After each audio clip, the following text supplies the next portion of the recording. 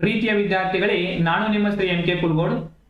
ಇವತ್ತು ನಾವು 13ರ ಮಗ್ಗಿಯನ್ನು ಅತ್ಯಂತ ಸುಲಭವಾಗಿ ಟ್ರಿಕ್ನ ಮೂಲಕ ಹೇಗೆ ಬರೆಯಬೇಕೆಂಬುದನ್ನು ಈ ವಿಡಿಯೋದಲ್ಲಿ ಕಲಿಯೋಣ.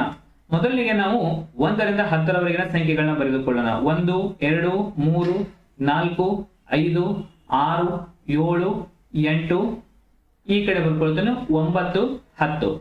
ಆನಂತರ ಎರಡನೇ ಸಾಲಿನಲ್ಲಿ ನಾವೇನ್ ಮಾಡೋಣ ಅಂದ್ರ 3ರ ಮಗ್ಗಿಯನ್ನ ಬರೆದುಕೊಳ್ಳೋಣ. 3 1 3 3 2 6 3 3 9 3 4 12 3 5 15 3 6 18 3 7 21 3 8 24 3 9 27 3 10 30.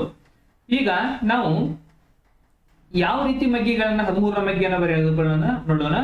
ನೋಡ್ರಿ, 13 1 13 ಮೊದಲನೇ ಸಾಲಿನರ್ತಕ್ಕಂಥ ಒಂದನ್ನ ಬರೀರಿ.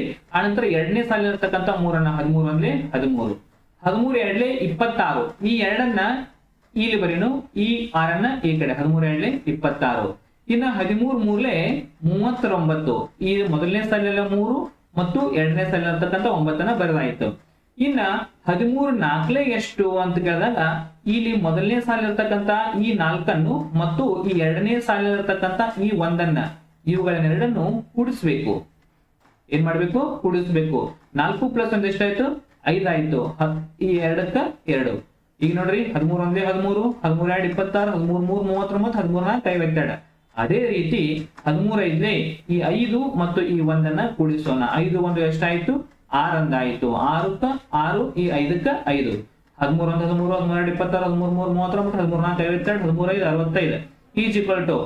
ಇನ್ನ ಮುಂದಿನದಾಗಿ 13 6 ಎಷ್ಟ? 6 + 1 6 + 1 ಎಷ್ಟಾಯ್ತು? 7 7 ಈ 8ಕ್ಕ 8 ಇಲ್ಲಿ ಪ್ಲಸ್ ಮಾಡ್ಕೊಂಡಿವಿ. ಅನಂತರ ಇನ್ನು 13 7 ಈ 7 + 2 7 + 2 ಎಷ್ಟಾಯ್ತು? 9 ಆಯ್ತು. ಈ 1ಕ್ಕೆ 1. ಅನಂತರ 13 8 8 2 ಎಷ್ಟಾಯ್ತು? 10 ಆಯ್ತು. 10 ಈ 4ಕ್ಕ 4. ಅನಂತರ ಇನ್ನ ಈ ಸಾಲಿನಲ್ಲಿ ಮುಂದಿನಲ್ಲಿ ಈ 9 1 2 ಎಷ್ಟಾಯ್ತು? 11 ಆಯ್ತು. 11 ಈ 7ಕ್ಕ 7.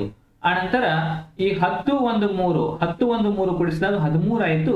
0ಕ್ಕ 0. ಈಗ ನೋಡ್ರಿ, 13 1 13 13 2 26 13 3 39 13 4 52 13 5 65 13 6 28 13 9 13 8 13 9 17 13 131 ಆಯ್ತು. ಈ ರೀತಿ ನಾವು ಸುಲಭ ವಿಧಾನದಲ್ಲಿ ಅಂದ್ರೆ ಟ್ರಿಕ್ ನ ಮೂಲಕ 13ರ ಮಗ್ಗಿಯನ್ನು ಬರೆಯಬಹುದು.